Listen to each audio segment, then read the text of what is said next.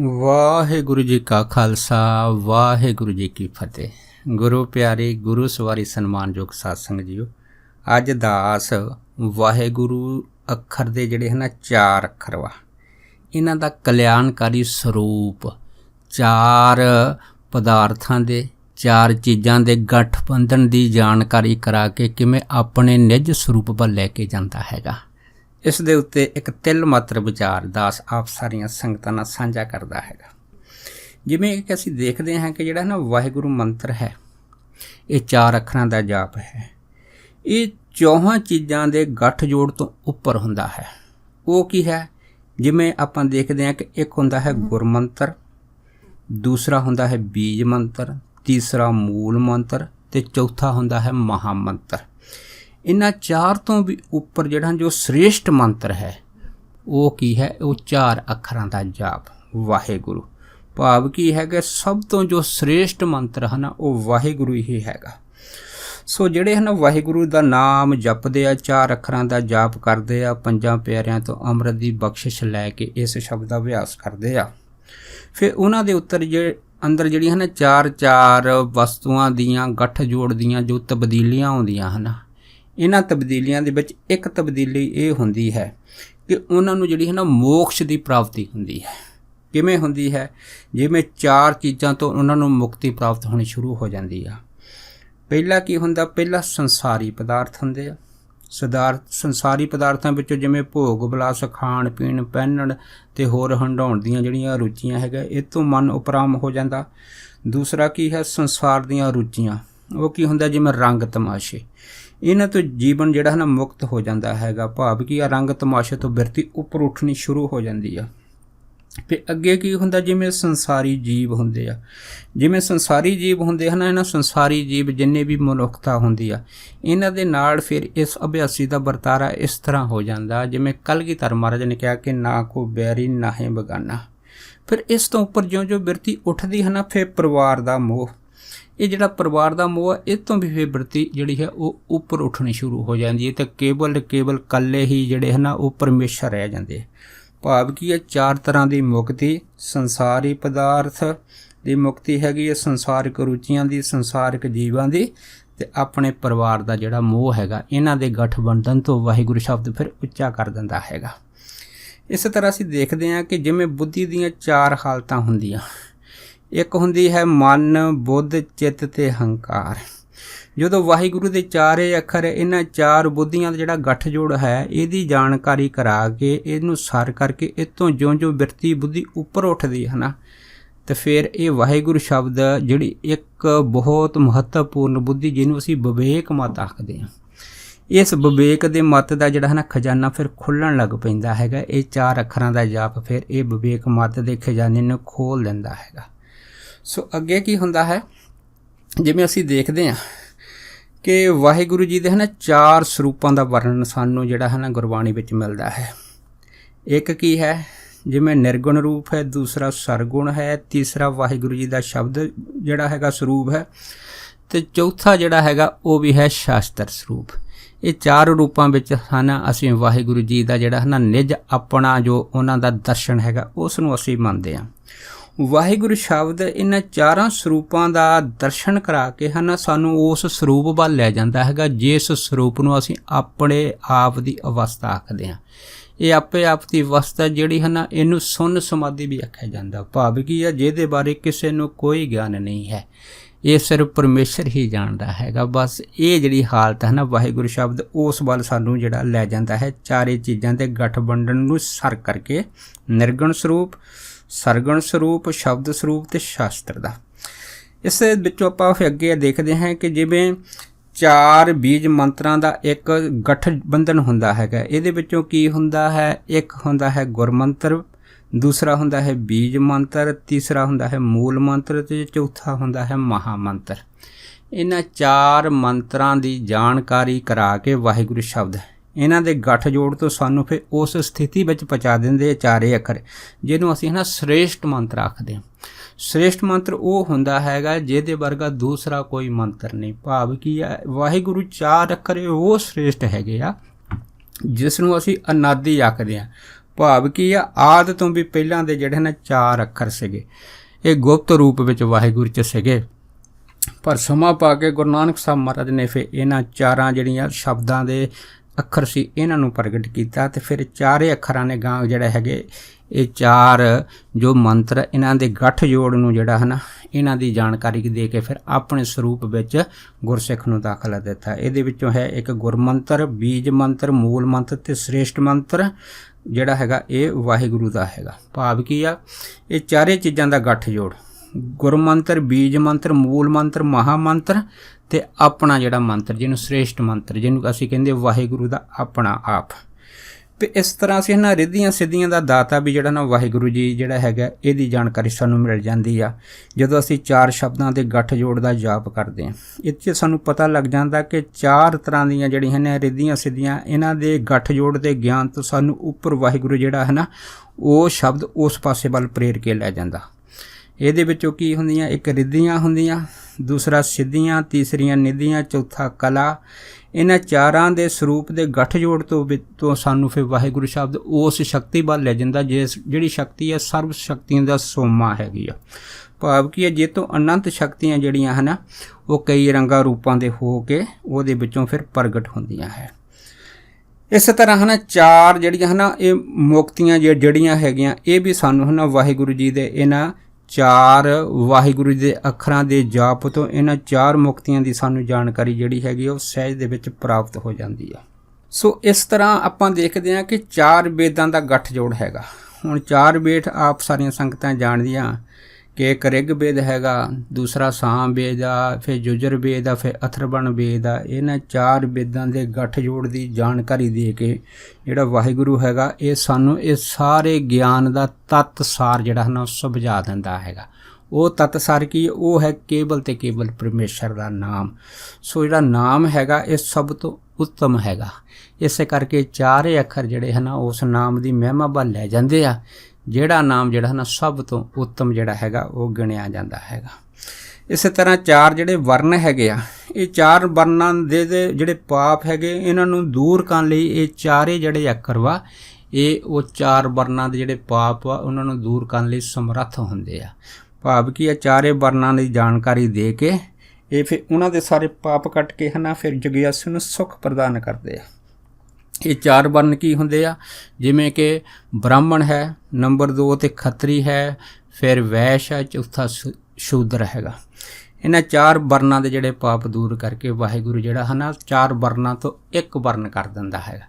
ਉਹ ਜਿਹੜਾ ਇੱਕ ਵਰਨ ਹੁੰਦਾ ਹੈ ਉਹ ਹੀ ਪਰਮੇਸ਼ਰ ਦਾ ਆਪਣਾ ਆਪ ਜਿਹੜਾ ਹੈ ਨਾ ਦੈਵ ਰੂਪ ਹੁੰਦਾ ਹੈਗਾ, ਜਿਹਨੂੰ ਅਸੀਂ ਪੂਰਨ ਮਨੁੱਖ ਆ ਜਾਂਦੇ ਹਾਂ, ਪੂਰਨ ਸੰਤ ਸਿਪਾਹੀ ਆਖ ਦਿੰਦੇ ਹਾਂ। ਇਹ 4 ਵਰਨਾਂ ਦਾ ਇੱਕ ਵਰਨ ਜਿਹੜਾ ਹੈ ਨਾ ਗੁਰੂ ਨਾਨਕ ਸਾਹਿਬ ਨੇ ਸਾਨੂੰ ਸੰਤ ਸਿਪਾਹੀ ਦੇ ਰੂਪ ਦੇ ਵਿੱਚ ਬਖਸ਼ਿਆ ਹੈਗਾ। ਤੇ 4 ਅੱਖਰ ਵਾਹਿਗੁਰੂ ਦੇ ਜਿਹੜੇ ਹਨ ਇਸ ਫਿਰ ਜੋ ਸਰੂਪ ਹੈ ਇਹਦੀ ਜੋ ਸਾਨੂੰ ਜਾਣਕਾਰੀ ਬਖਸ਼ ਦਿੰਦੇ ਆ। ਇਸੇ ਤਰ੍ਹਾਂ ਅਸੀਂ ਦੇਖਦੇ ਹਾਂ ਕਿ 4 ਆਸ਼ਰਮ ਹੈਗੇ ਆ। 4 ਆਸ਼ਰਮਾਂ ਨੂੰ ਸੁੱਖ ਦੇਣ ਵਾਸਤੇ ਇਹ 4 ਅੱਖਰਾਂ ਦਾ ਜਿਹੜਾ ਜਾਪ ਹੈ ਇਹ 4 ਆਸ਼ਰਮਾਂ ਨੂੰ ਸੁੱਖ ਦੇ ਕੇ ਜਿਹੜਾ ਸਭ ਸ੍ਰੇਸ਼ਟ ਸੁੱਖ ਹੈ ਉਹ ਇਹਨਾਂ 4 ਤੋਂ ਵੀ ਫਿਰ ਉੱਪਰ ਚਲਾ ਜਾਂਦਾ ਹੈਗਾ। ਭਾਵ ਕੀ ਆ, ਉਹ ਐਸਾ ਆਸ਼ਰਮ ਆ ਜਿਹਨੂੰ ਅਸੀਂ ਵਾਹਿਗੁਰੂ ਜੀ ਦਾ ਦਰ ਰੱਖ ਦਿੰਦੇ ਕਿ ਸੋ ਦਰ ਤੇਰਾ ਕਿਹਾ ਸੋ ਕਰ ਗਿਆ ਜਿਤ ਬੈ ਸਰਬ ਸੰਭਾਲੇ। ਸਾਨੂੰ 4 ਅੱਖਰ ਉਸ 4 ਆਸ਼ਰਮਾਂ ਦੇ ਸੁੱਖ ਤੋਂ ਵੀ ਫਿਰ ਉੱਪਰ ਵਾਹਿਗੁਰੂ ਜੀ ਦੇ ਦਰ ਸੱਚਖੰਡ ਦੇ ਵਿੱਚ ਲੈ ਕੇ ਜਿਹੜੇ ਹੈ ਉੱਥੇ ਪਹੁੰਚ ਜਾਂਦੇ ਆ। ਇਸੇ ਤਰ੍ਹਾਂ ਆਪਾਂ ਦੇਖਦੇ ਹਾਂ ਕਿ 4 ਮੁਕਤੀਆਂ ਦਾ ਜਿਹੜਾ ਹੈ ਨਾ ਦਾਤਾ ਉਹ ਵੀ ਪਰਮੇਸ਼ਰ ਹੈਗਾ।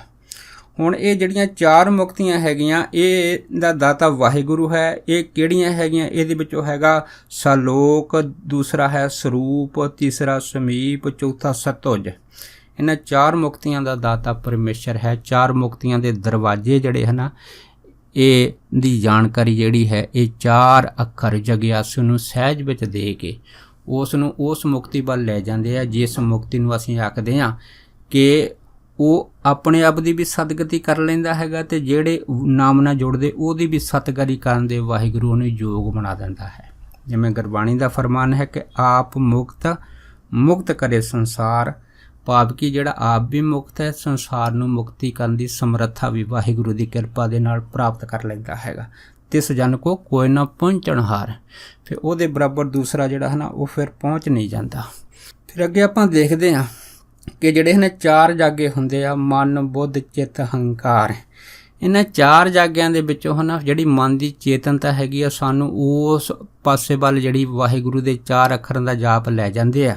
ਜਿਹੜੀ ਇਹ 4 ਜਿਹੜੀ ਅੱਖਰ ਹੈਗੇ ਇਹ ਕੀ ਹੁੰਦੇ ਹੈਗੇ, ਮਨ, ਬੁੱਧ, ਚਿੱਤ, ਹੰਕਾਰ। ਇਹਨੂੰ ਜਿੱਤ ਕੇ ਸਾਨੂੰ ਉਸ ਵਿਵੇਕ ਵੱਲ ਲੈ ਜਾਂਦੀ ਆ, ਜਿੱਥੇ ਪੂਰਨ ਜਿਹੜੀ ਹੈ ਨਾ ਹੋਸ਼ ਆ, ਪੂਰਨ ਸੱਤਾ ਹੈਗੀ, ਜਿਹਨੂੰ ਸੱਤ ਚਿੱਤ ਆਨੰਦ ਦੀ ਜਿਹੜੀ ਹੈ ਨਾ ਅਵਸਥਾ ਆਖ ਦਿੰਦੀ। ਉਹ ਕੀ ਹੁੰਦਾ, ਉਹ ਭਾਈ ਆਪਣੇ ਆਪ ਦਾ ਗਿਆਨ, ਜਿਹੜਾ ਆਪਣੇ ਆਪ ਦਾ ਗਿਆਨ ਹੁੰਦਾ ਹੈ ਨਾ, ਜਿਹਨੂੰ ਗੁਰਬਾਣੀ ਵਿੱਚ ਜਿਹੜਾ ਹੈਗਾ ਆਖਿਆ ਹੈ ਕਿ ਆਪਣੇ ਆਪ ਦੀ ਖੋਜ, ਜਾਂ ਜਿਹਨੂੰ ਆਤਮ ਪਦ ਆਪਾਂ ਆਖ ਦਿੰਦੇ ਆ, ਉਹਦੀ ਜਾਣਕਾਰੀ ਵੀ ਜਿਹੜੀ ਹੈ ਇਹ 4 ਅੱਖਰ ਉਸ ਗੁਰਮੁਖ ਪਿਆਰੇ ਨੂੰ ਬਖਸ਼ ਦਿੰਦੇ ਆ।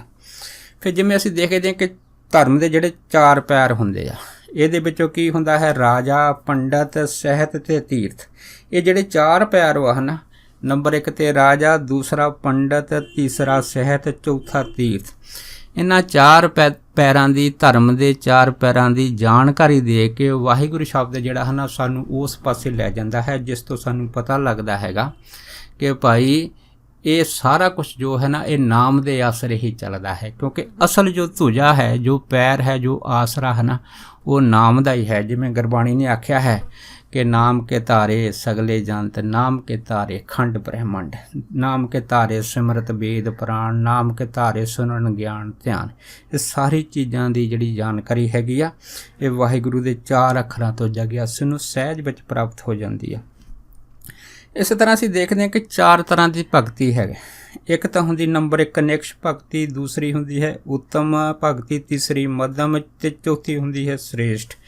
ਇਹਨਾਂ 4 ਭਗਤੀਆਂ ਦੇ ਗੱਠਜੋੜ ਦੀ ਜਾਣਕਾਰੀ ਦੇ ਕੇ ਇਹ 4 ਸ਼ਬਦ ਸਾਨੂੰ ਉਸ ਭਗਤੀ ਵੱਲ ਲੈ ਜਾਂਦੇ ਆ ਜਿਸ ਨੂੰ ਅਸੀਂ ਪ੍ਰੇਮਾ ਭਗਤੀ ਆਖਦੇ ਹਾਂ। ਉਹ ਜਿਹੜੀ ਪ੍ਰੇਮਾ ਭਗਤੀ ਹੁੰਦੀ ਆ, ਇਹਦੇ ਵਿੱਚ ਕੀ ਹੁੰਦਾ ਹੈ ਕਿ ਇਹਦੇ ਵਿੱਚ ਕਿਸੇ ਤਰ੍ਹਾਂ ਦੀ ਕੋਈ ਮੰਗ ਨਹੀਂ ਹੁੰਦੀ, ਕੇਵਲ ਤੇ ਕੇਵਲ ਵਾਹਿਗੁਰੂ ਦੀ ਖੁਸ਼ੀ ਜਾਂ ਉਹਦਾ ਭਾਣਾ ਜਿਹੜਾ ਹੁੰਦਾ ਹੈਗਾ, ਇਹ ਵਾਹਿਗੁਰੂ ਸ਼ਬਦ ਜਿਹੜਾ ਹੈ ਨਾ 4 ਭਗਤੀਆਂ ਉੱਪਰ ਲਿਜਾ ਕੇ ਉਸ ਜਗਿਆਸੂ ਨੂੰ, ਉਸ ਗੁਰਸਿੱਖ ਨੂੰ ਪ੍ਰੇਮਾ ਭਗਤੀ ਬਖਸ਼ ਦਿੰਦਾ ਹੈਗਾ। ਇਸੇ ਤਰ੍ਹਾਂ ਅਸੀਂ ਦੇਖਦੇ ਹਾਂ ਕਿ 4 ਦੋਸ਼ਾਂ ਦਾ ਇੱਕ ਗੱਠਜੋੜ ਹੁੰਦਾ ਹੈ। ਜਿਵੇਂ ਅਸੀਂ ਦੇਖਦੇ ਹਾਂ ਕਿ ਅਤੀ ਵਿਆਪਤੀ ਦੋਸ਼, ਵਿਆਪਤੀ ਦੋਸ਼, ਅਸੰਭਵ ਦੋਸ਼ ਤੇ ਗੌਰਵਤਾ ਦੋਸ਼।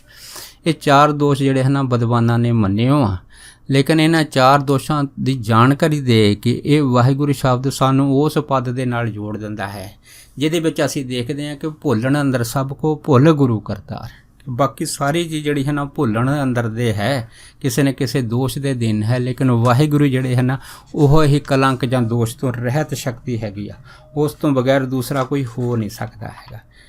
ਇਸੇ ਤਰ੍ਹਾਂ ਅਸੀਂ ਦੇਖਦੇ ਹਾਂ ਕਿ ਜਿਵੇਂ ਆਨੰਦ ਦੀਆਂ 4 ਅਵਸਥਾ ਹੁੰਦੀਆਂ ਹੈ, ਇਹਦੇ ਵਿੱਚੋਂ ਕੀ ਹੁੰਦੀ, ਇੱਕ ਤਾਂ ਦ੍ਰਿਸ਼ਟੀ ਦਾ ਆਨੰਦ ਹੁੰਦਾ ਹੈਗਾ, ਦੂਸਰਾ ਕੀ ਹੁੰਦਾ ਭੋਗਾਂ ਦਾ ਆਨੰਦ ਹੁੰਦਾ, ਤੀਸਰਾ ਕੀ ਹੁੰਦਾ ਜੋਗਾ ਆਨੰਦ ਹੁੰਦਾ, ਚੌਥਾ ਬ੍ਰਹਮਾ ਆਨੰਦ ਹੁੰਦਾ ਹੈਗਾ।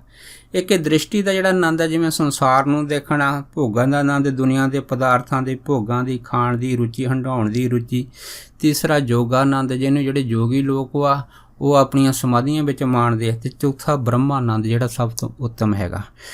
ਵਾਹਿਗੁਰੂ ਜਿਹੜੇ ਆ ਇਹ ਸ਼ਬਦ 4 ਅੱਖਰਾਂ ਦਾ, ਇਹਨਾਂ 4 ਆਨੰਦਾਂ ਦੀ ਜਾਣਕਾਰੀ ਦੇ ਕੇ ਸਾਨੂੰ ਉਸ ਪਰਮ ਆਨੰਦ ਵਿੱਚ ਲੈ ਜਾਂਦਾ ਹੈਗਾ, ਜਿਸ ਆਨੰਦ ਦੇ ਵਿੱਚ ਸ਼ਬਦ ਕੋਈ ਨਹੀਂ ਹੈਗਾ, ਕੋਈ ਅੱਖਰ ਨਹੀਂ ਹੈਗਾ। ਬਸ ਉਹ ਜਿਹੜਾ ਆਨੰਦ ਹੈਗਾ ਉਹਨੂੰ ਅਸੀਂ ਗੂੰਗੇ ਦੀ ਮਠਿਆਈ ਆਖ ਦਿੰਦੇ ਹਾਂ। ਭਾਵ ਕੀ ਆ ਕਿ ਉਹ ਮਹਾ ਆਨੰਦ ਹੈ, ਮਹਾ ਸੁਖ ਫਲ ਹੈਗਾ। ਉਹਦੀ ਜਾਣਕਾਰੀ ਜਿਹੜੀ ਹੈ ਨਾ ਇਹ 4 ਅੱਖਰ ਜਿਹੜੇ ਹੈ ਇਹਨਾਂ ਦਾ ਜਾਪ ਜਗਿਆਸੂ ਨੂੰ ਸਹਿਜ ਦੇ ਤੌਰ 'ਤੇ ਕਰਾਉਂਦਾ ਹੈ। ਅੱਗੇ ਕੀ ਹੈ ਕਿ ਜਿਵੇਂ ਮੁਕਤੀ ਦੇ 4 ਦਰਵਾਜ਼ੇ ਹੁੰਦੇ ਆ, ਉਹਦੇ ਵਿੱਚੋਂ ਕੀ ਹੁੰਦਾ, ਇੱਕ ਹੁੰਦੀ ਹੈ ਵਾਸ਼ਨਾ, ਦੂਸਰਾ ਦਰਵਾਜ਼ਾ ਹੁੰਦਾ ਸੰਤੋਖ, ਤੀਸਰਾ ਬ੍ਰਹਮ ਗਿਆਨ ਅਤੇ ਚੌਥਾ ਸਤ ਸੰਗਤ। ਇਹ 4 ਮੁਕਤੀ ਦੇ ਦਰਵਾਜ਼ੇ ਆ ਜਿਹੜੇ ਹਨ। ਸਾਰੇ ਧਰਮ ਜਿਹੜੇ ਹੈ ਆਪੋ ਆਪਣੇ ਮਤ ਦੇ ਅਨੁਸਾਰ ਜਿਹੜੇ ਹੈ ਇਹਨਾਂ ਦਰਵਾਜ਼ਿਆਂ ਥਾਣੀ ਜਿਹੜੇ ਹੈ ਉਹ ਆਪਣੀ ਆਪਣੀ ਮੁਕਤੀ ਹਾਸਲ ਕਰਨ ਦਾ ਯਤਨ ਕਰਦੇ ਆ। ਵਾਹਿਗੁਰੂ ਸ਼ਬਦ ਜਿਹੜਾ ਹੈ ਨਾ ਇਹਨਾਂ 4 ਤਰ੍ਹਾਂ ਦੇ ਦਰਵਾਜ਼ਿਆਂ ਦੀ ਜਾਣਕਾਰੀ ਦੇ ਕੇ ਸਾਨੂੰ ਉਸ ਨਿੱਜ ਦਰਵਾਜ਼ੇ ਵੱਲ ਲੈ ਜਾਂਦਾ ਹੈਗਾ, ਜਿਸ ਦਰਵਾਜ਼ੇ ਨੂੰ ਅਸੀਂ ਸੁਧ ਰੱਖਦੇ ਹਾਂ। ਭਾਵ ਕਿ ਉਹ ਦਰ, ਉਹ ਕਾਰ ਜਿਹਨੂੰ ਬਾਣੀ ਕਹਿੰਦੀ 100 ਦਰ ਤੇਰਾ ਕਿਹਾ, 100 ਘਰ ਕਿਹਾ, ਜਿਤ ਵੈ ਸਰਬ ਸੰਭਾਲੇ। ਉਸ ਦਰਵਾਜ਼ੇ ਵੱਲ ਜਿਹੜੇ ਹੈ ਇਹ ਉਸ ਜਗਿਆਸੀ ਦੀ ਜਿਹੜੀ ਜਾਣਕਾਰੀ ਹੈ ਜਾਂ ਉਹਦਾ ਜਿਹੜਾ ਸੰਬੰਧ ਹੈਗਾ ਨਾ ਉਸ ਵਾਹਿਗੁਰੂ ਦੇ ਸੱਚਖੰਡ ਨਾਲ ਪੱਕੇ ਤੌਰ 'ਤੇ ਸਦਾ ਬਹਾਰ ਇਹ ਵਾਹਿਗੁਰੂ ਦੇ 4 ਅੱਖਰ ਜਿਹੜੇ ਹੈ ਉਹਨੂੰ ਕਰ ਦਿੰਦੇ ਆ। ਇਸ ਤਰ੍ਹਾਂ ਅਸੀਂ ਦੇਖਦੇ ਹਾਂ ਕਿ 4 ਦੁੱਖਾਂ ਦਾ ਜਿਹੜਾ ਇੱਕ ਗਠਬੰਧਨ ਹੁੰਦਾ ਹੈ। ਉਹਦੇ ਵਿੱਚ ਕੀ ਹੁੰਦਾ, ਇੱਕ ਦੁੱਖ ਹੁੰਦੀ ਹੈ ਭੁੱਖ, ਦੂਸਰਾ ਬਿਮਾਰੀ, ਤੀਸਰਾ ਵਿਛੋੜਾ ਤੇ ਚੌਥਾ ਜਮਦੂਤ। ਇਹ 4 ਦੁੱਖਾਂ ਦੀ ਜਾਣਕਾਰੀ ਵਾਹਿਗੁਰੂ ਦੇ 4 ਅੱਖਰਾਂ ਦਾ ਜਾਪ ਸਾਨੂੰ ਸਹਿਜ ਵਿੱਚ ਕਰਾ ਦਿੰਦਾ ਹੈਗਾ, ਲੇਕਿਨ ਫਿਰ ਸਾਨੂੰ ਉਸ ਅਵਸਥਾ ਦੇ ਵਿੱਚ ਲੈ ਜਾਂਦਾ ਹੈਗਾ ਜਿੱਥੇ ਜਿਹੜੇ ਹੈ ਇਹ 4 ਦੁੱਖਾਂ ਦਾ ਕੋਈ ਨਾਮੋ ਨਿਸ਼ਾਨ ਨਹੀਂ ਹੁੰਦਾ। ਉਹ ਅਵਸਥਾ ਕੀ ਹੈ, ਜਿਹਨੂੰ ਬਾਣੀ ਨੇ ਕਿਹਾ ਹੈ ਕਿ ਬੇਗਮਪੁਰਾ। ਇਹ ਜਿਹੜਾ ਬੇਗਮਪੁਰਾ ਹੈ, ਬੇਗਮਪੁਰਾ ਸ਼ਹਿਰ ਕੋ ਨਾ ਦੁੱਖ ਅੰਦੋਤ ਹੈ ਨਾ ਹੀ ਠਾਹੋ। ਭਾਵ ਕੀ ਹੈ, ਉਸ ਅਵਸਥਾ ਵਿੱਚ 4 ਅੱਖਰਾਂ ਦਾ ਜਾਪ ਜਗਿਆਸੂ ਨੂੰ ਪਹੁੰਚਾ ਦਿੰਦਾ ਹੈਗਾ। ਇਸੇ ਤਰ੍ਹਾਂ ਅਸੀਂ ਦੇਖਦੇ ਹਾਂ ਕਿ ਜਿਵੇਂ 4 ਲਾਵਾਂ ਹੁੰਦੀਆਂ, 4 ਲਾਵਾਂ ਕੀ ਹੁੰਦੀਆਂ ਹੈਗਾ ਕਿ ਜੀਵ ਆਤਮਾ ਤੇ ਉਸ ਪ੍ਰਮਾਤਮਾ ਦੇ 4 ਪ੍ਰਤਿਗਿਆ 4 ਬਚਨ। ਭਾਵ ਕੀ ਹੈ, ਇਹ ਜਿਹੜੇ 4 ਪ੍ਰਤਿਗਿਆ 4 ਬਚਨ ਵਾ ਜੀਵ ਆਤਮਾ ਜਿਹੜੀ ਪਰਮਾਤਮਾ ਦੇ ਨਾਲ ਕਰਦੀ ਆ। ਵਾਹਿਗੁਰੂ ਸ਼ਬਦ ਇਹਨਾਂ 4 ਲਾਵਾਂ ਤੋਂ ਜਿਹੜਾ ਹੈਗਾ ਇਹਨਾਂ ਦੇ ਗਠਬੰਧਨ ਦੀ ਜਾਣਕਾਰੀ ਦੇ ਕੇ ਇਹਨਾਂ ਤੋਂ ਫਿਰ ਉੱਪਰ ਸਾਨੂੰ ਉਸ ਪਾਸੇ ਵੱਲ ਲੈ ਜਾਂਦਾ ਹੈ ਜਿਸ ਨੂੰ ਅਸੀਂ ਸਦਾ ਸੁਹਾਗਣ ਆਖਦੇ ਆ। ਇਹ 4 ਅੱਖਰ ਜਿਹੜੇ ਹਨ ਜੀਵ ਆਤਮਾ ਨੂੰ ਸਦਾ ਸੁਹਾਗਣ ਦੀ ਵਡਿਆਈ ਦੇ ਦਿੰਦੇ ਆ। ਉਹ ਸਦਾ ਸੁਹਾਗਣ ਜਿਹੜੀ ਹੈਗੀ ਆ ਉਹ ਵਾਹਿਗੁਰੂ ਦੇ 24 ਘੰਟੇ 8 ਪੈਰ ਆਨੰਦ ਤੇ ਖੁਸ਼ੀ ਖੇੜੇ ਦੇ ਵਿੱਚ ਰਹਿੰਦੀ ਹੈਗੀ ਆ। ਇਸ ਤਰ੍ਹਾਂ ਅਸੀਂ ਦੇਖਦੇ ਹਾਂ ਕਿ ਅਗਲਾ ਜਿਹੜਾ ਗਠਬੰਧਨ ਹੈ ਉਹ ਹੁੰਦਾ ਹੈ 4 ਖਾਣੀਆਂ। ਇਹ 4 ਖਾਣੀਆਂ ਕੀ ਹੁੰਦੀਆਂ, ਇੱਕ ਹੁੰਦੀ ਅੰਡਜ, ਜੇਰਜ, ਸਿਤ ਤੇ ਉਜਪਜ। ਇਹ 4 ਖਾਣੀਆਂ ਦੇ ਅੰਦਰ ਜਿਹੜੇ ਜੀਵ ਹੈ ਜੰਮਦੇ ਮਰਦੇ ਤੇ ਆਉਂਦੇ ਰਹਿੰਦੇ ਆ। ਵਾਹਿਗੁਰੂ ਜੀ ਦੇ 4 ਅੱਖਰ ਇਹਨਾਂ 4 ਖੰਡਾਂ ਦੀ ਜਾਂ 4 ਖਾਣੀਆਂ ਦੀ ਜਿਹੜੀ ਹੈ ਨਾ ਉਹ ਜਾਣਕਾਰੀ ਦੇ ਕੇ ਜੀਵ ਨੂੰ ਉਸ ਖਾਣੀ ਵੱਲ ਲੈ ਜਾਂਦੀ ਹੈ ਜਿਸ ਖਾਣੀ ਦੇ ਵਿੱਚ ਨਾ ਜਨਮ ਹੈ ਨਾ ਮੌਤ ਹੈ। ਭਾਵ ਕੀ ਹੈ, ਜਿੱਥੇ ਸਦਾ ਹੀ ਆਨੰਦ ਹੈ, ਸਦੀਵ ਹੀ ਆਨੰਦ ਹੈਗਾ। ਇਹ ਜਿਹੜੀ ਖਾਣੀ ਹੈਗੀ ਆ ਇਹਨੂੰ ਅਸੀਂ ਜਾਣੀ ਦਿਵਯੋਪਾਤ ਵਾਲੀ ਖਾਣੀ ਵੀ ਆਖ ਦਿੰਦੇ। ਭਾਵ ਕੀ ਆ, ਉਹ ਖਾਣੀ ਆ ਜਿੱਥੇ ਤੁਸੀਂ ਆਪਣੀ ਮਰਜ਼ੀ ਦੇ ਨਾਲ ਆ ਜਾ ਸਕਦੇ ਆ। ਭਾਵ ਕੀ ਹੈ ਕਿ ਅਗਰ ਜੀਵ ਆਤਮਾ ਦੀ ਮਰਜ਼ੀ ਹੈ ਤਾਂ ਕਿਸੇ ਵੀ ਖਾਣੀ ਵਿੱਚ ਜਨਮ ਲੈ ਕੇ ਕਿਸੇ ਦੇ ਪਰਉਪਕਾਰ ਵਾਸਤੇ ਆਪਣੇ ਜੀਵਨ ਨੂੰ ਕੁਛ ਟਾਈਮ ਵਾਸਤੇ ਵਰਤ ਵੀ ਸਕਦਾ ਹੈਗਾ। ਪਰ ਇਹ ਜਿਹੜੀ ਖਾਣੀ ਇਹਨੂੰ ਅਸੀਂ ਸੁਤੰਤਰ ਖਾਣੀ ਵੀ ਆਖ ਦਿੰਦੇ ਹਾਂ। ਪਰ ਇਹ ਹੁੰਦਾ ਸਭ ਕੁਝ ਜਿਹੜਾ ਹੈ ਨਾ ਵਾਹਿਗੁਰੂ ਦੇ ਹੁਕਮ ਦੇ ਵਿੱਚ। ਭਾਵ ਕੀ ਆ, ਵਾਹਿਗੁਰੂ ਦੇ 4 ਅੱਖਰ ਇਹਨਾਂ 4 ਖਾਣੇ ਦੀ ਜਿਹੜੀ ਜਾਣਕਾਰੀ ਦੇ ਕੇ ਉਸ ਜੀਵ ਆਤਮਾ ਨੂੰ ਉਸ ਸੁਤੰਤਰ ਖਾਣੀ ਦੇ ਵਿੱਚ ਲੈ ਜਾਂਦੇ ਆ ਜਿਸ ਖਾਣੀ ਦੇ ਵਿੱਚ ਜੀਵ ਆਪਣੀ ਇੱਛਾ ਅਨੁਸਾਰ ਜਿਹੜਾ ਹੈ ਪਰਉਪਕਾਰ ਦੇ ਕੰਮ ਵਾਸਤੇ ਆ ਜਾ ਸਕਦਾ ਹੈਗਾ। ਸੋ ਅਗਲੀਆਂ ਕੀ ਹੁੰਦੀਆਂ ਹੈ ਕਿ ਅਗਲੇ ਜਿਹੜੀਆਂ ਹੁੰਦੀਆਂ ਉਹ ਹੁੰਦੀਆਂ 4 ਬਾਣੀਆਂ ਦਾ ਗਠਬੰਧਨ। ਇਹ 4 ਬਾਣੀਆਂ ਕੀ ਹੁੰਦੀਆਂ, ਇੱਕ ਹੁੰਦੀ ਹੈ ਬੈਖਰੀ, ਦੂਸਰੀ ਮਧਮਾ, ਪਸੰਤੀ ਤੇ ਚੌਥੀ ਪਰਾ। ਇਹ ਜਿਹੜੀਆਂ 4 ਬਾਣੀਆਂ ਦਾ ਗੱਠਜੋੜ ਹੈ, ਇਹ 4 ਅੱਖਰ ਜਿਹੜਾ ਹੈ ਨਾ ਇਹਨਾਂ 4 ਬਾਣੀਆਂ ਦੀ ਜਾਣਕਾਰੀ ਦੇ ਕੇ ਉਸ ਜੀਵ ਆਤਮਾ ਨੂੰ ਉਸ ਬਾਣੀ ਦੇ ਵਿੱਚ ਲੈ ਜਾਂਦਾ ਹੈਗਾ ਜਿਸ ਬਾਣੀ ਦੇ ਵਿੱਚ ਜਿਹੜਾ ਹੈ ਨਾ ਜਿਵੇਂ ਰੱਬ ਹੈ, ਰੱਬ ਸਾਰੀਆਂ ਬੋਲੀਆਂ ਜਾਣਦਾ ਪਰ ਰੱਬ ਦੀ ਆਪਣੀ ਕੋਈ ਬੋਲੀ ਨਹੀਂ। ਇਸੇ ਤਰ੍ਹਾਂ ਜੀਵ ਆਤਮਾ ਜਿਹੜਾ ਹੈ ਨਾ ਇਹ ਸਾਰੀਆਂ ਬੋਲੀਆਂ ਸਾਰੀਆਂ ਚੀਜ਼ਾਂ ਨੂੰ ਜਾਣਦਾ ਹੋਇਆ ਵੀ ਉਸ ਬਾਣੀ ਦੇ ਵਿੱਚ ਚਲ ਜਾਂਦਾ ਹੈਗਾ ਜਿਸ ਨੂੰ ਅਸੀਂ ਜਿਹੜੀ ਹੈ ਨਾ ਉਹ ਆਪੇ ਆਪ ਦੀ ਅਵਸਥਾ ਜਿਹੜੀ ਹੈ ਉਹ ਕਹਿ ਦਿੰਦੇ ਹਾਂ। ਭਾਵ ਕੀ ਹੈ ਕਿ ਜਿਹਨੂੰ ਅਸੀਂ ਜਾਪ ਸਾਹਿਬ ਦੇ ਵਿੱਚ ਕਹਿੰਦੇ ਸਰਬੰ ਕਲਾਮੇ। ਭਾਵ ਕੀ ਹੈ, ਸਾਰੀਆਂ ਕਲਾਮਾਂ ਨੂੰ ਜਾਣਨ ਦੀ ਸਮਰੱਥਾ, ਸਾਰੀਆਂ ਬਾਣੀਆਂ ਨੂੰ ਜਾਣਨ ਦੀ ਸਮਰੱਥਾ। ਸੋ 4 ਬਾਣੀਆਂ ਦੇ ਵਿੱਚੋਂ ਜਦੋਂ ਜੀਵ ਆਤਮਾ ਨਿਕਲਦੀ ਹੈ ਫਿਰ ਜੀਵ ਆਤਮਾ ਜਿਹੜੀ ਉਹ ਸਰਬੰ ਕਲਾਮ ਹੋ ਜਾਂਦੀ। ਪਸ਼ੂ ਪਰਿੰਦਿਆਂ ਜੜ ਚੇਤਨ ਹਰੇਕ ਦੀ ਜਿਹੜੀ ਹੈ ਨਾ ਅੰਦਰਲੀ ਅਵਸਥਾ ਤੋਂ ਜਾਣਕਾਰੀ ਜਿਹੜੀ ਹੈ ਇਹਨੂੰ ਪ੍ਰਾਪਤ ਹੋ ਜਾਂਦੀ ਹੈ। ਇਸੇ ਤਰ੍ਹਾਂ ਅਸੀਂ ਦੇਖਦੇ ਹਾਂ ਕਿ 4 ਚੱਕ ਹੁੰਦੇ ਆ, ਪੂਰਬ, ਪੱਛਮ, ਉੱਤਰ, ਦੱਖਣ। ਵਾਹਿਗੁਰੂ ਦੇ 4 ਅੱਖਰ ਇਹਨਾਂ 4 ਚੱਕਾਂ ਦੇ ਗੱਠਜੋੜ ਦੀ ਜਾਣਕਾਰੀ ਦੇ ਕੇ ਸਾਨੂੰ ਉਸ ਅਵਸਥਾ ਵਿੱਚ ਲੈ ਜਾਂਦੇ ਆ ਜਿੱਥੇ ਜਿਹੜੇ ਹਨ ਇਹ 4 ਜਿਹੜੇ ਹੈਗੇ ਚੱਕਰ ਹੈਗੇ ਇਹਨਾਂ 4 ਚੱਕਰਾਂ ਤੋਂ ਉੱਪਰ ਦੀ ਅਵਸਥਾ। ਭਾਵ ਕੀ ਆ, ਉਹ ਐਸੀ ਅਵਸਥਾ ਹੈਗੀ ਆ ਜਿੱਥੇ ਨਾ ਪੂਰਬ ਹੈ, ਨਾ ਪੱਛਮ, ਨਾ ਉੱਤਰ, ਨਾ ਦੱਖਣ ਹੈਗਾ।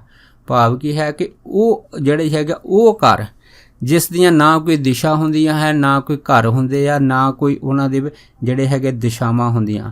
ਭਾਵ ਕੀ ਆ, ਜਿਹਨੂੰ ਅਸੀਂ ਕਹਿੰਦੇ ਹਾਂ ਸਰਬ ਵਿਆਪਕ। ਇਹ ਜਿਹੜੀ ਸਰਬ ਵਿਆਪਕ ਦੀ ਹੋਂਦ ਹੈਗੀ ਹੈ ਨਾ ਵਾਹਿਗੁਰੂ ਦੇ 4 ਅੱਖਰ ਇਹਨਾਂ 4 ਦਿਸ਼ਾਵਾਂ ਤੋਂ ਸਾਨੂੰ ਪਰੇ ਲੈ ਕੇ ਉਹ ਸਰਬ ਵਿਆਪਕਤਾ ਵੱਲ ਜਿਹੜੇ ਹੈ ਇਹ 4 ਅੱਖਰ ਦਾ ਜਾਪ ਸਾਨੂੰ ਉਸ ਪਾਸੇ ਵੱਲ ਲੈ ਜਾਂਦਾ ਹੈ।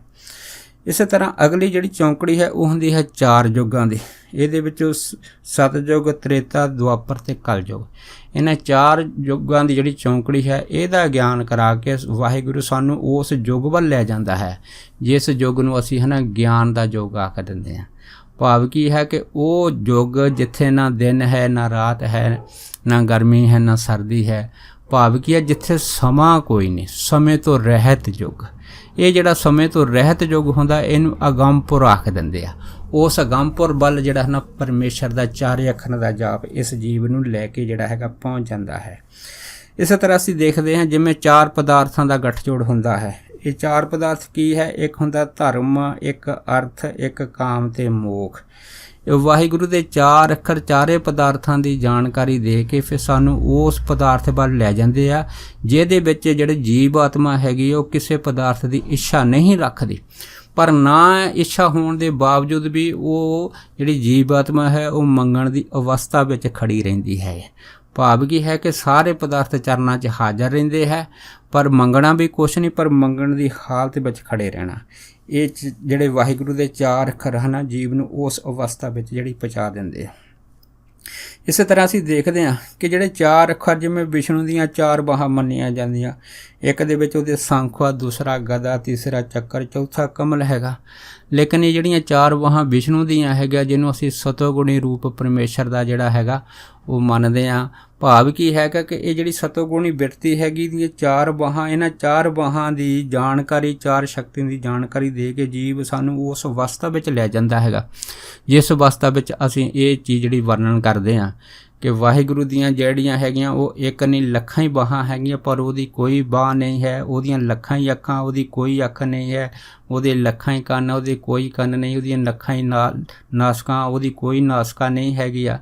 ਅਤੇ ਭਾਵ ਕੀ ਆ ਪਰਮੇਸ਼ਰ ਦੀਆਂ ਲੱਖਾਂ ਹੀ ਬਾਹਾਂ, ਉਹਦੀ ਕੋਈ ਬਾਂਹ ਨਹੀਂ ਹੈਗੀ ਆ। ਇਹ ਜਿਹੜੀ ਐਸੀ ਆਸ਼ਚਰਜ ਅਵਸਥਾ ਹੈਗੀ ਹੈ ਨਾ, ਇਸ ਅਵਸਥਾ ਦੀ ਜਾਣਕਾਰੀ ਸਾਨੂੰ 4 ਅੱਖਰ ਕਰਾ ਦਿੰਦੇ ਹੈ। ਸੋ ਇਹ ਅਵਸਥਾ ਕੀ ਹੈ? ਇਹਨੂੰ ਕਹਿੰਦੇ ਵਾਹਿਗੁਰੂ ਦੀ ਜੀ ਦਾ ਆਪਣਾ ਜਿਹੜਾ ਹੈ ਨਾ ਇਹ ਨਿੱਜ ਦਾ ਸਰੂਪ ਹੈਗਾ।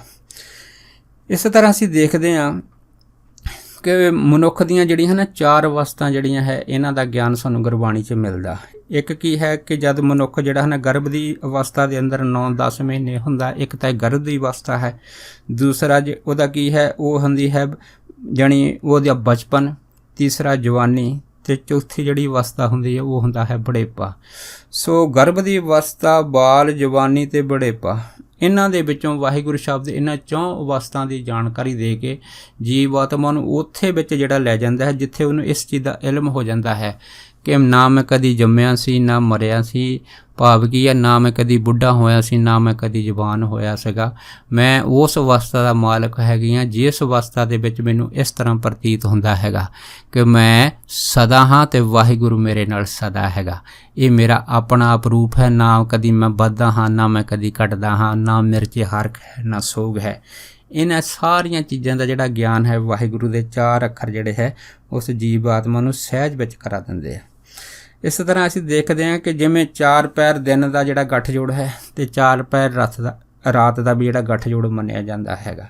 ਸੋ 4 ਪੈਰ ਦਿਨ ਦੇ ਅਤੇ 4 ਪੈਰ ਰਾਤ ਦਾ ਜਿਹੜਾ ਗੱਠਜੋੜ ਹੈ ਨਾ ਇਹ ਜਿਹੜੀ ਹੈ ਇਹਦੀ ਜਾਣਕਾਰੀ ਦੇ ਕੇ ਵਾਹਿਗੁਰੂ ਦੇ 4 ਅੱਖਰ ਸਾਨੂੰ ਇਸ ਜਿਹੜੇ ਹੈਗੇ 4 ਪੈਰ ਦਿਨ ਦੇ ਅਤੇ 4 ਪੈਰ ਰਾਤ ਦੇ ਇਸ ਗੱਠਜੋੜ ਵਿੱਚ ਜੀਵ ਆਤਮਾ ਦਾ ਜਿਹੜਾ ਸ਼ਿੰਗਾਰ ਹੈ ਨਾ ਨਾਮ ਦਾ, ਇਹ ਸ਼ਿੰਗਾਰ ਜਿਹੜਾ ਹੈ ਨਾ ਇਹ 4 ਦਿਨ ਦੇ ਅਤੇ 4 ਰਾਤ ਦੇ ਪੈਰਾਂ ਦੇ ਵਿੱਚ ਕਦੀ ਫਿੱਕਾ ਨਹੀਂ ਪੈਂਦਾ। ਭਾਵ ਕੀ ਹੈ ਕਿ ਨਾਮ ਦਾ ਜਿਹੜਾ ਸ਼ਿੰਗਾਰ ਹੈਗਾ ਇਹ ਉਸ ਜੀਵ ਨੂੰ ਇਸ ਮੁਕਾਮ 'ਤੇ ਪਹੁੰਚਾ ਦਿੰਦਾ ਹੈਗਾ ਕਿ ਜਿੱਥੇ ਇਹ ਜਿਹੜੇ ਸ਼ਿੰਗਾਰ ਹੈ ਉਹਦੇ ਵਾਸਤੇ ਸਦਾ ਹੀ ਰਹਿੰਦੇ ਆ, ਕਦੀ ਫਿੱਕੇ ਨਹੀਂ ਹੁੰਦੇ। ਭਾਵ ਕੀ ਹੈ ਜੀਵ ਦੀ ਸਦਾ ਹੀ ਸਦੀਵੀ ਚੜ੍ਹਦੀ ਕਲਾ ਰਹਿੰਦੀ ਹੈਗੀ ਆ। ਇਹ ਜਿਹੜੀ ਚੜ੍ਹਦੀ ਕਲਾ ਇਹ ਕਦੀ ਫਿੱਕੀ ਨਹੀਂ ਰਹਿੰਦੀ। ਇਹ ਉਹਦਾ ਜਿਹੜਾ ਹੈ ਨਾ ਸ਼ਿੰਗਾਰ ਮੰਨਿਆ ਜਾਂਦਾ ਹੈਗਾ। ਇਸੇ ਤਰ੍ਹਾਂ ਅਸੀਂ ਦੇਖਦੇ ਹਾਂ ਕਿ 4 ਗੁਰੂਆਂ ਦਾ ਜਿਹੜਾ ਨਾ ਗੱਠਜੋੜਾ ਸਾਨੂੰ ਗੁਰਬਾਣੀ ਵਿੱਚ ਪ੍ਰਾਪਤ ਹੁੰਦਾ। ਉਹ ਕੀ ਹੈ? ਜਿਵੇਂ ਇੱਕ ਹੈ ਮਾਤਾ, ਦੂਸਰਾ ਪਿਤਾ, ਤੀਸਰਾ ਸਵਾਮੀ, ਚੌਥਾ ਪਰਮੇਸ਼ਰ। ਜਿਵੇਂ ਗੁਰਬਾਣੀ ਦਾ ਸ਼ਬਦ ਹੈ ਗੁਰਦੇਵ ਮਾਤਾ, ਗੁਰਦੇਵ ਪਿਤਾ, ਗੁਰਦੇਵ ਸਵਾਮੀ, ਪਰਮੇਸ਼ਰ ਆ। ਇਹ ਜਿਹੜੇ 4 ਗੁਰੂਆਂ ਦਾ ਗੱਠਜੋੜ ਹੈ, 4 ਸ਼ਬਦ ਇਹਨਾਂ 4 ਗੁਰੂਆਂ ਦੇ ਗੱਠਜੋੜ ਦੀ ਜਾਣਕਾਰੀ ਦੇ ਕੇ ਜੀਵ ਆਤਮਾ ਨੂੰ ਉਸ ਜਗ੍ਹਾ ਦੇ ਵਿੱਚ ਲੈ ਜਾਂਦੀ ਹੈਗੀ ਆ ਜਿੱਥੇ ਇਹ ਚੀਜ਼ ਦਿਖਾਈ ਜਾਂਦੀ ਹੈ ਕਿ ਵਾਹਿਗੁਰੂ ਜਿਹੜਾ ਹੈ ਨਾ ਦਰਅਸਲ ਦੇ ਵਿੱਚ ਉਹ ਆਪ ਹੀ ਸਭ ਕੁਛ ਹੈਗਾ। ਭਾਵ ਕਿ ਉਹ ਆਪ ਹੀ ਮਾਤਾ, ਆਪ ਹੀ ਪਿਤਾ, ਆਪ ਹੀ ਗੁਰੂ ਤਾਂ ਆਪ ਹੀ ਪਰਮੇਸ਼ਰ ਹੈਗਾ। ਉਹ ਆਪ ਹੀ ਸਾਰੇ ਰੂਪਾਂ ਦੇ ਵਿੱਚ ਉਹ ਸ਼ਕਤੀ ਜਿਹੜੀ ਹੈ ਨਾ ਵਿਆਪਕ ਹੈ ਤਾਂ ਆਪਣਾ ਖੇਡ ਉਹ ਆਪ ਹੀ ਖੇਡ ਰਹੀ ਹੈ। ਇਹ 4 ਅੱਖਰ ਸਾਨੂੰ ਉਸ ਚੀਜ਼ ਦੀ ਜਿਹੜੀ ਹੈ ਨਾ ਗਿਆਨਕਾਰੀ ਜਿਹੜੀ ਹੈ ਉਹ ਦੇ ਦਿੰਦੇ ਆ। ਇਸ ਤਰ੍ਹਾਂ ਅਸੀਂ ਦੇਖਦੇ ਹਾਂ ਕਿ ਜਿਵੇਂ ਜ਼ਿੰਦਗੀ ਦੇ ਅੰਦਰ ਹਨ ਜਪ, ਦੂਸਰਾ ਤਪ, ਤੀਸਰਾ ਸੰਜਮ ਅਤੇ ਚੌਥਾ ਧਰਮ। ਇਹ ਜਿਹੜਾ ਨਾ ਜਪ, ਤਪ, ਸੰਜਮ ਅਤੇ ਧਰਮ ਹੈਗਾ, ਇਹ ਕੀ ਹੈਗਾ? ਇਹ ਹੈ ਹਉਮੈ ਦੀ ਬਿਮਾਰੀ ਦੇ 4 ਦਾਰੂ ਆ। ਇਹ ਜਿਹੜੇ ਹਉਮੈ ਦੀ ਬਿਮਾਰੀ ਦੇ 4 ਦਾਰੂ ਆ, ਜਪ, ਤਪ, ਸੰਜਮ ਅਤੇ ਧਰਮ। ਵਾਹਿਗੁਰੂ ਸ਼ਬਦ ਦੇ 4 ਅੱਖਰ ਸਾਨੂੰ ਇਹ 4 ਜਿਹੜੀਆਂ ਬਿਮਾਰੀਆਂ ਹਉਮੈ ਦੀਆਂ ਹੈਗੀਆਂ ਇਹਦੀ ਜਾਣਕਾਰੀ ਦੇ ਕੇ ਅਖੀਰ ਸਾਨੂੰ ਇਸ ਚੀਜ਼ ਦਾ ਗਿਆਨ ਕਰਾ ਦਿੰਦੀਆਂ ਹੈਗੀਆਂ ਕਿ ਜਪ, ਤਪ, ਸੰਜਮ, ਧਰਮ ਨਾ ਕਮਾਇਆ, ਸੇਵਾ ਸਾਧਨਾ ਜਾਣਿਆ ਹਰਾਇਆ। ਜਦੋਂ ਵਾਹਿਗੁਰੂ ਮਿਲਦਾ ਹੈਗਾ ਉਹ ਆਪਣੀ ਕਿਰਪਾ ਦੇ ਨਾਲ ਆਪ ਹੀ ਮਿਲਦਾ ਹੈ। ਨਾ ਸਾਡਾ ਜਪ ਨੂੰ ਮਿਲਾ ਸਕਦਾ, ਨਾ ਤਪ, ਨਾ ਸੰਜਮ, ਨਾ ਕਰਮ। ਭਾਵ ਕਿ ਇਹ ਵਾਹਿਗੁਰੂ ਦੀ ਬਖਸ਼ਿਸ਼ ਹੀ ਹੈ। ਜਿਸ 'ਤੇ ਵਾਹਿਗੁਰੂ ਬਖਸ਼ਿਸ਼ ਕਰਦਾ ਹੈਗਾ ਉਹਨੂੰ ਆਪਣੇ ਨਾਲ ਮਿਲਾ ਦਿੰਦਾ ਹੈਗਾ। ਭਾਵ ਕਿ ਇਹ ਵੀ ਜਿਹੜੀ ਜੋ ਜਿਹੜਾ ਜੀਵ ਹੈਗਾ ਉਹ ਆਪਣੇ ਜਪ, ਤਪ, ਸੰਜਮ ਅਤੇ ਧਰਮ ਦੀ ਮਿਹਨਤ ਦੇ ਹੰਕਾਰ ਦੇ ਵਿੱਚ ਨਾ ਫਸ ਜਾਵੇ। ਭਾਵ ਕੀ ਆ? ਇਹ ਹਉਮੈ ਦੀਆਂ 4 ਬਿਮਾਰੀਆਂ ਜਿਹੜੀਆਂ ਹੈ ਨਾ, ਇਹਨਾਂ ਤੋਂ ਜਾਣਕਾਰੀ ਦੇ ਕੇ ਸਾਨੂੰ ਉਸ ਜਿਹੜੇ ਅਵਸਥਾ ਵਿੱਚ ਲੈ ਜਾਂਦਾ ਜਿਸ ਨੂੰ ਅਸੀਂ ਬਖਸ਼ਿਸ਼ ਦਾ ਦਰ ਆਖਦੇ ਹਾਂ। ਇਸ ਤਰ੍ਹਾਂ ਅਸੀਂ ਦੇਖਦੇ ਹਾਂ ਕਿ ਜਿਵੇਂ 4 ਤਰ੍ਹਾਂ ਦੀ ਸਿੱਖੀ ਮੰਨੀ ਗਈ ਹੈ। ਇਹ ਜਿਹੜਾ 4 ਤਰ੍ਹਾਂ ਦੀ ਸਿੱਖੀ ਦਾ ਗੱਠਜੋੜ ਹੈ, ਇੱਕ ਕੀ ਹੁੰਦਾ ਹੈ? ਇੱਕ ਹੁੰਦੀ ਹੈ ਦੇਖਾ ਦੇਖੀ ਦੀ ਸਿੱਖੀ। ਦੂਸਰਾ ਕੀ ਹੁੰਦਾ ਹੈ? ਭੇਖ ਦੀ ਸਿੱਖੀ ਜਿਹਨੂੰ ਅਸੀਂ ਆਖ ਦਿੰਦੇ ਹਾਂ। ਦੂਸਰਾ ਕੀ ਹੁੰਦਾ? ਵਪਾਰਕ ਸਿੱਖੀ। ਅਤੇ ਤੀਸਰਾ ਕੀ ਹੁੰਦਾ? ਹਿਰਸ ਦੀ ਸਿੱਖੀ। ਅਤੇ ਚੌਥਾ ਕੀ ਹੁੰਦਾ? ਸਦਕ ਦੀ ਸਿੱਖੀ। ਵਾਹਿਗੁਰੂ ਦੇ 4 ਅੱਖਰ ਸਾਨੂੰ ਇਸ 4 ਤਰ੍ਹਾਂ ਦੀ ਸਿੱਖੀ ਦੇ ਵਿੱਚੋਂ ਲਿਜਾ ਕੇ ਇਹਨਾਂ ਦੀ ਜਾਣਕਾਰੀ ਦੇ ਕੇ ਇੱਕ ਐਸੇ ਜਿਹੜੇ ਹੈ ਨਾ ਸਿੱਖੀ ਦੇ ਵਿੱਚ ਪਦ 'ਤੇ ਪਹੁੰਚਾ ਦਿੰਦੀ ਹੈਗੀ ਆ, ਜਿਸ ਪਦ ਦੇ ਵਿੱਚ ਜਿਹੜਾ ਹੈ ਨਾ ਇਨਸਾਨ ਨੂੰ ਇਹ ਅਨੁਭਵ ਹੁੰਦਾ ਹੈਗਾ ਕਿ ਭਾਈ ਮੈਂ ਕਿਸੇ ਚੀਜ਼ ਕਰਨ ਦੇ ਯੋਗ ਨਹੀਂ ਸੀ। ਭਾਵ ਕੀ ਆ ਕਿ ਮੈਂ ਬੰਦਗੀ ਕਰਦੇ ਹੋਇਆਂ ਵੀ ਇਸ ਅਵਸਥਾ ਦੇ ਵਿੱਚ ਪਹੁੰਚਦਿਆਂ ਹੋਇਆਂ ਵੀ ਮੈਂ ਭਗਤਹੀਣ ਹਾਂ, ਮੈਂ ਅਕਿਰਤ ਘਾਣ ਹਾਂ, ਮੈਂ ਹਰਾਮ ਖੋਰ ਹਾਂ, ਮੈਂ ਵਾਹਿਗੁਰੂ ਜੀ ਤੇਰਾ ਸਭ ਤੋਂ ਗੰਦਗੀ ਦਾ ਕੀੜਾ ਹਾਂ, ਨੀਚਾ ਅੰਦਰ ਨੀਚ ਹਾਂ। ਭਾਵ ਕੀ ਹੈ? ਗੁਰਸਿੱਖ ਨੂੰ ਵਾਹਿਗੁਰੂ ਸ਼ਬਦ ਜਿਹੜਾ ਹੈ ਨਾ ਇਸ ਅਵਸਥਾ 'ਤੇ ਪਹੁੰਚਾ ਦਿੰਦਾ ਜਿਸ ਨੂੰ ਅਸੀਂ ਨਿਰਵਾਣ ਦੀ ਅਵਸਥਾ ਆਖਦੇ ਹਾਂ। ਹੁਣ ਜਿਹੜੀ ਨਿਰਵਾਣ ਦੀ ਅਵਸਥਾ ਹੈਗੀ ਇੱਕ ਐਸੀ ਅਵਸਥਾ ਹੈਗੀ ਆ ਜਿਸ ਵਿੱਚ ਜਿਹੜਾ ਹੈ ਨਾ ਜਿਹੜਾ ਗੁਰਸਿੱਖ ਆਪਣੇ ਆਪ ਨੂੰ ਸਭ ਤੋਂ ਨੀਵਾਂ, ਸਭ ਤੋਂ ਨੀਚਾ ਹੀ ਸਮਝਦਾ ਹੈਗਾ। ਪਰ ਜਿਹੜੇ ਗੁਰਸਿੱਖ ਆਪਣੇ ਆਪ ਨੂੰ ਵਾਹਿਗੁਰੂ ਦੀ ਖਲਕਤ ਤੋਂ ਸਭ ਤੋਂ ਨੀਚਾ ਸਮਝਦੇ ਆ ਲੇਕਿਨ ਵਾਹਿਗੁਰੂ ਦੀ ਨਜ਼ਰ ਵਿੱਚ ਸਭ ਤੋਂ ਉੱਚੇ ਹੁੰਦੇ ਆ। ਜਿਵੇਂ ਗੁਰਬਾਣੀ ਦਾ ਫਰਮਾਨ ਹੈਗਾ ਕਿ ਆਪਸ ਕੋ ਜੋ ਭਲਾ ਕਹਾ, ਵੀ ਜਿਹੜੇ ਆਪਣੇ ਆਪ ਨੂੰ ਉੱਚਾ ਭਲਾ ਕਹਾਉਂਦੇ ਆ ਤਿਸੇ ਭਲਾਈ ਨਿਕਟ ਨਾ ਆਵੇ, ਉਹਨਾਂ ਦੇ ਲਾਗੇ ਜਿਹੜੀ ਭਲਾਈ ਨਹੀਂ ਆਉਂਦੀ। ਪਰ ਜਿਹੜੇ ਨੀਚ ਹੈ ਨਾ ਉਹ ਸਭ ਤੋਂ ਉੱਚੇ ਗਿਣੇ ਜਾਂਦੇ ਹੈਗੇ। ਇਸੇ ਕਰਕੇ ਬਾਣੀ ਨੇ ਕਿਹਾ ਕਿ ਨੀਚੇ ਊਚ ਕਰੇ ਮੇਰਾ ਗੋਬਿੰਦ, ਕਾਹੂ ਤੇ ਨਾ ਡਰੇ। ਇਹ ਵਾਹਿਗੁਰੂ ਦੇ 4 ਅੱਖਰ ਜਿਹੜੇ ਹੈ ਨਾ ਗੁਰਸਿੱਖ ਨੂੰ ਉਸ ਅਵਸਥਾ ਦੀ ਜਾਣਕਾਰੀ ਜਿਹੜੀ ਹੈ ਕਰਾ ਦਿੰਦੇ ਹੈ ਕਿ ਆਪਸ ਕੋ ਜੋ ਜਾਣੇ ਨੀਚਾ ਸੋ ਗਣੀਏ ਸਭ ਤੇ ਉੱਚਾ। ਇਸੇ ਤਰ੍ਹਾਂ ਅਸੀਂ ਹੈ ਨਾ 4 ਇਸ਼ਨਾਨ ਮੰਨੇ ਹੈਗੇ ਆ। ਇਹ 4 ਇਸ਼ਨਾਨ ਦਾ ਜਿਹੜਾ ਗੱਠਜੋੜ ਉਹਦੇ ਵਿੱਚ ਕੀ ਹੁੰਦਾ? ਇੱਕ ਹੁੰਦਾ ਹੈ ਟੋਭੇ ਦਾ ਇਸ਼ਨਾਨ, ਦੂਸਰਾ ਖੂਹ ਦਾ, ਤੀਸਰਾ ਦਰਿਆਵਾਂ ਦਾ ਇਸ਼ਨਾਨ, ਚੌਥਾ ਹੁੰਦਾ ਹੈ ਸਮੁੰਦਰ ਦਾ। ਇਹਨਾਂ 4 ਇਸ਼ਨਾਨਾਂ ਦੀ ਵਾਹਿਗੁਰੂ ਦੇ 4 ਅੱਖਰ ਜਾਣਕਾਰੀ ਦੇ ਕੇ ਸਾਨੂੰ ਉਸ ਇਸ਼ਨਾਨ ਵੱਲ ਲੈ ਜਾਂਦੇ ਆ ਜਾਂ ਉਸ ਅੰਮ੍ਰਿਤ ਦੇ ਸਰੋਵਰ ਵੱਲ ਲੈ ਜਾਂਦੇ ਜਿਸ ਨੂੰ ਅਸੀਂ ਅੰਮ੍ਰਿਤ ਦਾ ਸੋਮਾ ਆਖਦੇ। ਉਹ ਕੀ ਹੈ? ਉਹ ਹੈ ਅੰਮ੍ਰਿਤ ਸਰੋਵਰ। ਇਹ ਜਿਹੜਾ ਅੰਮ੍ਰਿਤ ਸਰੋਵਰ ਆ ਨਾ ਇਸ ਦੇ ਵੱਲ ਸਾਨੂੰ ਵਾਹਿਗੁਰੂ ਦੇ 4 ਅੱਖਰ ਲੈ ਜਾਂਦੇ। ਉਹ ਅੰਮ੍ਰਿਤ ਸਰੋਵਰ ਹੈਗਾ ਜਿਸ ਅੰਮ੍ਰਿਤ ਸਰੋਵਰ ਦੇ ਵਿੱਚ ਜਿਹੜਾ ਹੈ ਨਾ ਜੀਵ ਆਤਮਾ ਹੈਗੀ ਕਦੀ ਮੈੜੀ ਨਹੀਂ ਹੁੰਦੀ, ਲੇਕਿਨ ਉਹ ਜਿਹੜੀ ਜੀਵ ਆਤਮਾ ਸਦਾ ਹੀ ਵਾਹਿਗੁਰੂ ਦੇ ਅੰਮ੍ਰਿਤ ਸਰੋਵਰ ਦੇ ਵਿੱਚ ਭਿੱਜੀ ਰਹਿੰਦੀ ਹੈਗੀ ਆ। ਅਤੇ ਇਹ ਜਿਹੜੀ ਭਿੱਜੀ ਹੋਈ ਆਤਮਾ ਹੈ ਨਾ ਇਹ ਸਦਾ ਹੀ ਪਵਿੱਤਰ ਰਹਿੰਦੀ ਆ, ਨਿਰਲੇਪ ਰਹਿੰਦੀ ਹੈ। ਇਹਦੇ ਅੰਦਰ ਕਿਸੇ ਚੀਜ਼ ਦਾ ਜਿਹੜਾ ਹੈ ਨਾ ਕੋਈ ਕਲੰਕ ਨਹੀਂ ਹੁੰਦਾ। ਇਸ ਤਰ੍ਹਾਂ ਆਪਾਂ ਦੇਖਦੇ ਹਾਂ ਕਿ 4 ਤਰ੍ਹਾਂ ਦੇ ਭੋਜਨ ਦਾ ਜਿਹੜਾ ਹੈ ਨਾ ਗੱਠਜੋੜ ਮੰਨਿਆ ਗਿਆ ਹੈਗਾ। ਉਹ ਕੀ ਹੁੰਦਾ ਹੈ? ਇੱਕ ਤਾਂ ਜਿਹੜਾ ਹੈ ਨਾ ਘਰ ਦਾ ਭੋਜਨ ਹੁੰਦਾ ਜਿਹਨੂੰ ਅਸੀਂ ਦਾਲ ਰੋਟੀ ਆਖ ਦਿੰਦੇ ਹਾਂ। ਦੂਸਰਾ ਭੋਜਨ ਕੀ ਹੁੰਦਾ? ਉਹ ਹੁੰਦਾ ਹੈ ਪ੍ਰਾਹੁਣਚਾਰੀ। ਤੀਸਰਾ ਜਿਹੜਾ ਹੁੰਦਾ ਹੈ ਜਿਹਨੂੰ ਬਜ਼ਾਰੀ ਭੋਜਨ ਆਖ ਦਿੰਦੇ, ਉਹ ਕੀ ਹੁੰਦਾ ਹੈ? ਜਿਵੇਂ ਹੋਟਲ ਦੇ ਹੋਰ ਜਿੰਨੇ ਢਾਬੇ ਹੈ। ਲੇਕਿਨ ਜਿਹੜਾ 5ਵਾਂ ਭੋਜਨ ਹੈ ਉਹ ਕੀ ਹੁੰਦਾ ਹੈ? ਉਹ ਹੁੰਦਾ ਹੈ ਲੰਗਰ।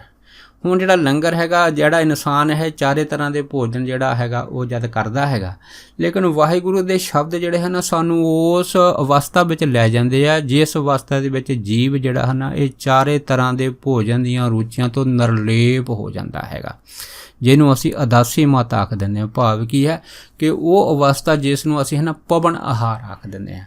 ਇਹ ਜਿਹੜੀ ਪਵਨ ਆਹਾਰ ਹੁੰਦੀ ਹੈਗੀ ਆ ਉਹਨਾਂ ਨੂੰ ਭੁੱਖ ਫਿਰ ਕੇਵਲ ਤੇ ਕੇਵਲ ਨਾਮ ਦੀ ਹੀ ਲੱਗਦੀ ਹੈ। ਨਾਮ ਤੋਂ ਬਗੈਰ ਜਿਹੜੀ ਹੈ ਨਾ ਉਹਨਾਂ ਦੀ ਕਿਸੇ ਤਰ੍ਹਾਂ ਦੀ ਕੋਈ ਭੁੱਖ ਨਹੀਂ ਹੈ। ਇਸ ਕਰਕੇ ਗੁਰਬਾਣੀ 'ਚ ਆਇਆ ਕਿ ਉਹਨਾਂ ਦਾ ਜਿਹੜਾ ਭੋਜਨ ਹੁੰਦਾ ਹੈ ਨਾ ਉਹ ਕੇਵਲ ਤੇ ਕੇਵਲ ਨਾਮ ਹੀ ਹੁੰਦਾ ਹੈਗਾ। ਸੋ ਇਸੇ ਕਰਕੇ ਗੁਰਬਾਣੀ ਜਿਹੜੀ ਹੈ ਸਾਨੂੰ ਇਸ ਦੇ 4 ਅੱਖਰ ਇਹਨਾਂ ਚੀਜ਼ਾਂ ਦੀ ਜਾਣਕਾਰੀ ਜਿਹੜੀ ਹੈ ਸਹਿਜ ਦੇ ਵਿੱਚ ਕਰਾ ਦਿੰਦੇ ਆ। ਇਸੇ ਤਰ੍ਹਾਂ ਅਸੀਂ ਦੇਖਦੇ ਹਾਂ ਕਿ ਜਿਹੜੇ ਵਾਹਿਗੁਰੂ ਹਨ ਇਹਨਾਂ ਦੇ ਜਿਹੜੇ ਹੈਗੇ ਆ ਸਾਨੂੰ 4 ਤਰ੍ਹਾਂ ਦੇ ਵਸਤਰਾਂ ਦੇ ਗੱਠ ਜੋੜਾਂ ਦੀ ਜਾਣਕਾਰੀ ਦੇ ਕੇ ਇਸ ਤੋਂ ਫਿਰ ਉੱਪਰ ਲੈ ਜਾਂਦੇ ਆ। ਜਿਵੇਂ ਹੁਣ 4 ਤਰ੍ਹਾਂ ਦੇ ਜਿਹੜੇ ਵਸਤਰ ਆ ਇਹਨਾਂ ਦਾ ਗੱਠ ਜੋੜ ਜਿਹੜਾ ਹੈਗਾ ਉਹ ਵਿਦਵਾਨਾਂ ਨੇ ਕੀ ਮੰਨਿਆ ਹੈ। ਇੱਕ ਉਹ ਜਿਹੜਾ ਹਨ ਜਾਣੀ ਵਸਤਰ ਹੁੰਦੇ ਆ ਜਿਹਨੂੰ ਅਸੀਂ ਪੇੜ ਪੌਦਿਆਂ ਦੇ ਪੱਤੇ ਆਖ ਦਿੰਦੇ ਹਾਂ। ਦੂਸਰੇ ਵਸਤਰ ਕੀ ਹੁੰਦੇ ਆ ਜਿਹੜੇ ਜਾਨਵਰਾਂ ਦੀਆਂ ਖੱਲਾਂ ਦੇ ਬਣੇ ਆ। ਤੀਸਰੇ ਸੂਤੀ ਵਸਤਰ। ਚੌਥੇ ਜਿਹੜੇ ਰੇਸ਼ਮੀ ਵਸਤਰ ਹੈਗੇ ਆ। ਵਾਹਿਗੁਰੂ ਦੇ ਜਿਹੜੇ ਨੇ 4 ਅੱਖਰ ਹੈਗੇ ਆ ਇਹ ਸਾਨੂੰ ਇਸ 4 ਤਰ੍ਹਾਂ ਦੇ ਜਿਹੜੇ ਵਸਤਰ ਹੈਗੇ ਇਹਨਾਂ ਦੇ ਗੱਠ ਜੋੜ ਦੀ ਜਾਣਕਾਰੀ ਦੇ ਕੇ ਸਾਨੂੰ ਉਸ ਵਸਤਰ ਦੇ ਵਿੱਚ ਜਿਹੜੇ ਹੈਗੇ ਲਪੇਟ ਦਿੰਦੇ ਆ, ਜਿਸ ਨੂੰ ਅਸੀਂ ਸਿਫਤ ਸਲਾਹ ਦੇ ਵਸਤਰ ਆਖਦੇ ਹਾਂ ਜਾਂ ਸਿਫਤ ਸਲਾਹ ਦਾ ਕੱਪੜਾ ਆਖਦੇ ਹਾਂ। ਇਹ ਜਿਹੜਾ ਸਿਫਤ ਸਲਾਹ ਦਾ ਕੱਪੜਾ ਹੈ ਨਾ ਇਹਦੀ ਛੋਹ ਹੀ ਐਸੀ ਹੁੰਦੀ ਹੈ ਕਿ ਜਿਹਨੂੰ ਇੱਕ ਵਾਰੀ ਛੋਹ ਜਾਵੇ ਹੈ ਨਾ ਫਿਰ ਉਹ ਜਿਹੜਾ ਆਦਮੀ ਹੈਗਾ ਉਹ ਐਸੇ ਸਰੂਰ 'ਚ ਐਸੀ ਮਸਤੀ 'ਚ ਚਲਾ ਜਾਂਦਾ ਹੈਗਾ ਜਿਸ ਨੂੰ ਉਹ ਜ਼ਿੰਦਗੀ ਵਿੱਚ ਜਿਹੜਾ ਹੈ ਨਾ ਕਦੀ ਭੁੱਲ ਨਹੀਂ ਸਕਦਾ। ਇਹ ਸਿਫਤ ਸਲਾਹ ਦੇ ਜਿਹੜੇ ਹੈ ਨਾ ਵਸਤਰ ਹੈ ਇਹਦੀ ਜਾਣਕਾਰੀ ਸਾਨੂੰ ਜਿਹੜੀ ਹੈਗੀ ਉਹ ਮਿਲ ਜਾਂਦੀ ਹੈਗੀ ਆ। ਇਸ ਤਰ੍ਹਾਂ ਅਸੀਂ ਦੇਖਦੇ ਹਾਂ ਕਿ ਜਿਵੇਂ 4 ਤਰ੍ਹਾਂ ਦੇ ਜਿਹੜੇ ਨਾ ਮਕਾਨ ਹੈਗੇ ਇਹਨਾਂ ਦਾ ਵੀ ਇੱਕ ਗੱਠ ਜੋੜ ਜਿਹੜਾ ਹੈਗਾ ਮਹਾਂਪੁਰਖਾਂ ਨੇ ਮੰਨਿਆ ਹੈ। ਉਹ ਕੀ ਹੁੰਦਾ ਹੈ। ਇੱਕ ਹੁੰਦੀ ਹੈ ਗੁਫਾ, ਦੂਸਰਾ ਛੰਨ ਜਾਂ ਛੱਪੜੀ, ਤੀਸਰਾ ਹੁੰਦਾ ਹੈ ਕੱਚੇ ਮਿੱਟੀ ਦੇ ਮਕਾਨ, ਚੌਥਾ ਹੁੰਦਾ ਹੈ ਪੱਕੇ ਇੱਟਾਂ ਦੇ ਬਣੇ ਹੋਏ ਮਕਾਨ। ਇਹ ਜਿਹੜੇ 4 ਤਰ੍ਹਾਂ ਦੇ ਮਕਾਨ ਹੁੰਦੇ ਆ ਵਾਹਿਗੁਰੂ ਦੇ 4 ਅੱਖਰ 4 ਤਰ੍ਹਾਂ ਦੇ ਮਕਾਨਾਂ ਦੀ ਜਾਣਕਾਰੀ ਦੇ ਕੇ ਇਨਸਾਨ ਨੂੰ ਉਸ ਘਰ ਦੇ ਵਿੱਚ ਲੈ ਜਾਂਦੇ ਆ ਜਿਸ ਘਰ ਨੂੰ ਜਿਹੜਾ ਹੈਗਾ ਉਹ ਅਸੀਂ ਸੱਚਖੰਡ ਆਖਦੇ ਹਾਂ। ਭਾਵ ਕਿ ਉਹ ਘਰ ਹੈਗਾ ਅਸਲੀ ਜਿਹੜਾ ਘਰ ਜਿਹੜਾ ਹੈਗਾ ਉਹ ਕਦੀ ਜਿਹੜਾ ਟੁੱਟਦਾ ਨਹੀਂ ਹੈ, ਸਦਾ ਬਹਾਰ। ਭਾਵ ਕਿ ਆ ਸੱਚਖੰਡ ਉਹ ਘਰ ਜਿਹੜਾ ਸੱਚ ਦਾ ਬਣਿਆ ਹੁੰਦਾ ਹੈਗਾ। ਉਸ ਸੱਚ ਦੇ ਘਰ ਦੇ ਅੰਦਰ ਜਿਹੜਾ ਹੈਗਾ ਨਾ ਕਿਸੇ ਤਰ੍ਹਾਂ ਦਾ ਕੋਈ ਘਾਟਾ ਨਹੀਂ ਹੁੰਦਾ। ਲੱਖਾਂ ਹੀ ਖੁਸ਼ੀਆਂ ਤੇ ਲੱਖਾਂ ਹੀ ਪਾਤਸ਼ਾਹੀਆਂ ਦੀ ਜਾਣਕਾਰੀ ਜਿਹੜੀ ਹੈ ਇਹ 4 ਅੱਖਰ ਜਿਹੜੇ ਹੈ ਇਹਨਾਂ ਦਾ ਜਾਪ ਉਸ ਪਾਸੇ ਵੱਲ ਇਨਸਾਨ ਨੂੰ ਪ੍ਰੇਰ ਕੇ ਲੈ ਜਾਂਦਾ ਹੈਗਾ। ਇਸੇ ਤਰ੍ਹਾਂ ਅਸੀਂ ਦੇਖਦੇ ਹਾਂ ਕਿ 4 ਤਰ੍ਹਾਂ ਦੀਆਂ ਜਿਹੜੀਆਂ ਹਨ ਉਹ ਪੌਣਾ ਹੁੰਦੀਆਂ ਹੈ। ਇਹਦੇ ਵਿੱਚ ਕੀ ਹੁੰਦਾ, ਇੱਕ ਪੂਰਬ ਤੋਂ ਜਿਹੜੀ ਹਵਾ ਪੌਣ ਆਉਂਦੀ ਹੈ, ਦੂਸਰੀ ਪੱਛਮ ਤੋਂ, ਤੀਸਰਾ ਉੱਤਰ ਤੋਂ, ਚੌਥਾ ਦੱਖਣ ਤੋਂ। ਇਹ 4 ਪੌਣਾਂ ਦੀ ਜਿਹੜੀਆਂ ਹੁੰਦੀਆਂ ਇਹ 4 ਪੌਣਾਂ ਦੀ ਜਿਹੜੀ ਹੈਗੀ ਆ ਇਹ ਵਾਹਿਗੁਰੂ ਦੇ 4 ਅੱਖਰ ਇਹਨਾਂ 4 ਪੌਣਾਂ ਦੇ ਗੱਠ ਜੋੜ ਦੀ ਜਾਣਕਾਰੀ ਦੇ ਕੇ ਇਨਸਾਨ ਨੂੰ ਉਸ ਪੌਣ ਵੱਲ ਲੈ ਜਾਂਦੀ ਹੈ ਜਿਸ ਨੂੰ ਅਸੀਂ ਗਿਆਨ ਦੀ ਆਂਧੀ ਆਖਦੇ ਹਾਂ। ਜਿਵੇਂ ਗੁਰਬਾਣੀ ਦਾ ਸ਼ਬਦ ਹੈ ਕਿ ਗਿਆਨ ਕੀ ਆਈ ਆਂਧੀ। ਇਹ ਜਿਹੜੀ ਗਿਆਨ ਦੀ ਆਂਧੀ ਹੈ ਨਾ ਇਹ ਫਿਰ ਹਮੇਸ਼ਾ ਹੀ ਉਸ ਇਨਸਾਨ ਦੇ ਅੰਦਰ ਰਹਿੰਦੀ ਹੈਗੀ। ਭਾਵ ਐਸਾ ਗਿਆਨ ਦਾ ਤੂਫਾਨ ਉਹਦੇ ਅੰਦਰ ਹੁੰਦਾ ਹੈਗਾ ਕਿ ਉਹ ਗਿਆਨ ਦਾ ਤੂਫਾਨ ਜਿਹੜਾ ਕਦੀ ਥੰਮਦਾ ਨਹੀਂ ਹੈ। ਇਹ ਜਿਹੜਾ ਗਿਆਨ ਦਾ ਤੂਫਾਨ ਹੈਗਾ ਇਹ ਆਨੰਦ ਦੇ ਐਸੇ ਹੜ੍ਹ ਹੁੰਦੇ ਉਸ ਦੇ ਅੰਦਰ ਜਿਹੜੇ ਉਸ ਵਾਹਿਗੁਰੂ ਜਿਹੜਾ ਹੈਗਾ ਉਸ ਜਗਿਆਸੂ ਜਾਂ ਉਸ ਮਹਾਂਪੁਰਖ ਉਸ ਗੁਰਸਿੱਖ ਦੇ ਅੰਦਰ 24 ਘੰਟੇ ਅੱਠੇ ਪੈਰ ਝਰਨੇ ਵਾਂਗੂ ਜਿਹੜੀ ਹੈ ਨਾ ਇਹ ਜੋ ਗਿਆਨ ਦੀ ਆਂਧੀ ਹੈਗੀ ਇਹ ਚੱਲਦੀ ਰਹਿੰਦੀ ਹੈਗੀ ਆ। ਇਸ ਤਰ੍ਹਾਂ ਅਸੀਂ ਦੇਖਦੇ ਹਾਂ ਕਿ 4 ਤਰ੍ਹਾਂ ਦੇ ਤਾਪ ਜਿਹੜੇ ਹਨ ਉਹ ਮੰਨੇ ਜਾਂਦੇ ਆ। ਉਹਦੇ ਵਿੱਚ ਕੀ ਹੁੰਦਾ, ਇੱਕ ਆਦਿ ਹੁੰਦੀ ਆ, ਦੂਸਰਾ ਵਿਆਧੀ ਹੁੰਦੀ, ਤੀਸਰੀ ਅਪਾਧੀ ਹੁੰਦੀ ਤੇ ਚੌਥੀ ਜਿਹੜੀ ਹੈ ਨਾ ਹਉਮੈ ਹੁੰਦੀ ਹੈ। ਵਾਹਿਗੁਰੂ ਦੇ 4 ਅੱਖਰ ਹਨ ਇਹਨਾਂ 4 ਤਰ੍ਹਾਂ ਦੇ ਜਿਹੜੀ ਤਾਪ ਹੈਗਾ ਇਹਨਾਂ ਦੀ ਜਾਣਕਾਰੀ ਦੇਖ ਕੇ ਸਾਨੂੰ ਉਸ ਅਵਸਥਾ 'ਤੇ ਪਹੁੰਚਾ ਦਿੰਦੀ ਆ ਜਿਸ ਅਵਸਥਾ ਨੂੰ ਅਸੀਂ ਹੈ ਨਾ ਪੂਰਾ ਵੈਦ ਆਖ ਦਿੰਦੇ। ਭਾਵ ਕਿ ਪੂਰਾ ਵੈਦ ਉਹ ਹੁੰਦਾ ਹੈ ਜਿਹੜਾ ਅਰੋਗ ਹੁੰਦਾ ਜੋ ਰੋਗਾਂ ਨੂੰ ਦੂਰ ਕਰਦਾ ਹੈਗਾ। ਜਿਵੇਂ ਗੁਰਬਾਣੀ ਦਾ ਫਰਮਾਨ ਹੈਗਾ ਕਿ ਜਿਹੜਾ ਪੂਰਾ ਵੈਦ ਹੈ ਨਾ ਪੂਰਾ ਵੈਦ ਕੇਵਲ ਤੇ ਕੇਵਲ ਪਰਮੇਸ਼ਰ ਹੈਗਾ। ਪਰਮੇਸ਼ਰ ਤੋਂ ਜਿਹੜਾ ਹੈ ਨਾ ਬਗੈਰ ਕੋਈ ਪੂਰਾ ਵੈਦ ਨਹੀਂ ਹੈ। ਇਸ ਕਰਕੇ ਜਿਹੜਾ ਵਾਹਿਗੁਰੂ ਹੈਗਾ ਇਹ ਪੂਰਾ ਵੈਦ ਹੈਗਾ ਤੇ ਇਹ ਉਸ ਆਪਣੇ ਜੋ ਜਗਿਆਸੂ ਹੈਗਾ ਉਹਨੂੰ ਹਰ ਨਾਮ ਔਖਦ ਮੁਖ ਦੇ ਕੇ ਉਹਦੇ ਸਾਰੇ ਰੋਗ ਕੱਟ ਦਿੰਦਾ ਹੈਗਾ। ਸੋ ਪੂਰੇ ਵੈਦ ਦੀ ਜਿਹੜੀ ਅਵਸਥਾ ਹੈਗੀ ਹੈ ਨਾ ਇਹ 4 ਅੱਖਰਾਂ ਦੀ ਜਿਹੜੀ ਹੈਗੀ ਆ ਇਹ ਜਾਪ ਦੀ ਹਾਲਤ ਦੇ ਵਿੱਚ ਸਾਨੂੰ ਸਹਿਜ ਦੇ ਵਿੱਚ ਪ੍ਰਾਪਤ ਹੋ ਜਾਂਦੀ ਆ।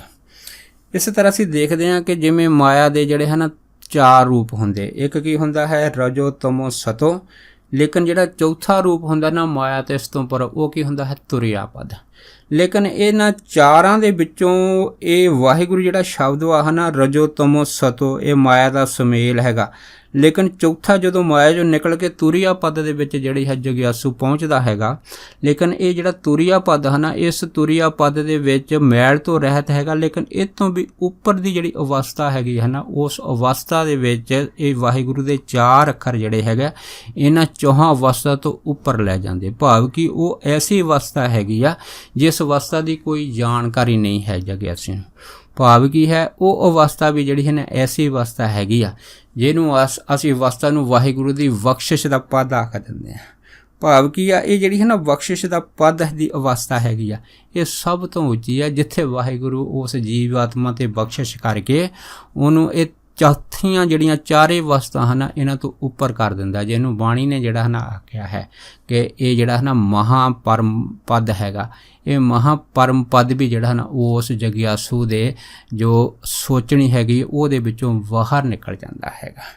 ਸੋ ਕਹਿਣ ਤੋਂ ਭਾਵ ਇਹ ਹੈਗਾ ਕਿ ਵਾਹਿਗੁਰੂ ਜੀ ਜਿਹੜੇ ਹੈਗੇ ਨਾ, ਉਹ ਇਨਸਾਨ ਨੂੰ ਉਹਦੀਆਂ 4 ਜਿਹੜੀਆਂ ਅਵਸਥਾ ਦੇ ਗੱਠ ਵੰਡਣ ਜਿਹੜੇ ਉਹਦੇ ਜੀਵਨ ਦੇ ਵਿੱਚ ਆਉਂਦੇ ਆ, ਉਹਨਾਂ 4 ਅਵਸਥਾ ਦੇ ਗੱਠ ਵੰਡਣਾਂ ਦੀ ਜਾਣਕਾਰੀ ਦੇ ਕੇ ਉਹਨੂੰ ਐਸੀ ਅਵਸਥਾ ਵਿੱਚ ਲੈ ਜਾਂਦੇ ਆ ਜਿਸ ਅਵਸਥਾ ਦਾ ਵੈਸੇ ਕੋਈ ਨਾਂ ਨਹੀਂ ਹੈ। ਭਾਵ ਕੀ ਹੈ ਕਿ ਉਹਨੂੰ ਅਸੀਂ ਸਿੱਧੇ ਤੌਰ 'ਤੇ ਸੱਤ ਚਿੱਤ ਆਨੰਦ ਆਖ ਦਿੰਦੇ ਹਾਂ। ਇਹ ਜਿਹੜੀ ਸੱਤ ਚਿੱਤ ਆਨੰਦ ਦੀ ਅਵਸਥਾ ਹੈਗੀ, ਇਹ 4 ਅੱਖਰਾਂ ਦੇ ਜਾਪ ਤੋਂ ਪੈਦਾ ਹੋ ਜਾਂਦੀ। ਇਹ ਕੀ ਹੈ, ਇਹ ਉਸ ਜਗਿਆਸੂ ਦਾ ਆਪਣਾ ਨਿੱਜ ਸਰੂਪ, ਆਪਣੀ ਨਿੱਜ ਦੀ ਜਿਹੜੀ ਜਾਣਕਾਰੀ, ਭਾਵ ਕਿ ਉਸ ਨਿੱਜ ਦੀ ਜਾਣਕਾਰੀ ਵਿੱਚ ਉਹਨੂੰ ਇਹ ਚੀਜ਼ ਅਨੁਭਵ ਹੋ ਜਾਂਦੀ ਹੈ ਕਿ ਮੇਰਾ ਮੁਝ ਮੇਂ ਕੁਛ ਨਹੀਂ, ਜੋ ਕੁਛ ਹੈ ਸੋ ਤੇਰਾ, ਤੇਰਾ ਤੁਝ ਕੋ ਸੌਂਪਤੇ ਕਿਆ ਲਾਗੇ ਮੇਰਾ। ਸੋ ਇੰਨੇ ਬਚਨ ਕਰਦਾ ਹੋਇਆ ਦਾਸ ਖਿਮਾ ਦਾ ਜਾਚਕ ਹੈ ਜੀ। ਹੋਈਆਂ ਭੁੱਲਾਂ ਚੁੱਕਾਂ ਦੀ ਖਿਮਾ ਬਖਸ਼ਣੀ। ਸੋ ਫਤਿਹ ਬੁਲਾਓ ਜੀ। ਵਾਹਿਗੁਰੂ ਜੀ ਕਾ ਖਾਲਸਾ, ਵਾਹਿਗੁਰੂ ਜੀ ਕੀ ਫਤਿਹ।